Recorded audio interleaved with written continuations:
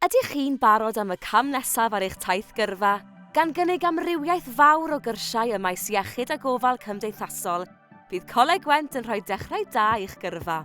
Mae dros 350 o yrfaoedd ym maes gofal iechyd ar gael, o fedwregiaeth i reoli, seicoleg i fferyllaidd.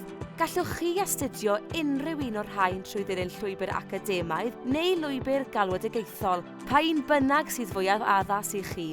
Gan weithio'n agos gyda'r gwasanaeth iechyd gwladol, ein byrdda iechyd lleol a phractisau preifat, mae Coleg Gwent yn cyflwyno cwricwlwm a arweinir gan gyflogwyr i sicrhau bod ein dysgwyr yn gadael gan feddu ar yr holl sgiliau bydd eu hangen arnynt i ffynnu yn y sector cyffroes hwn.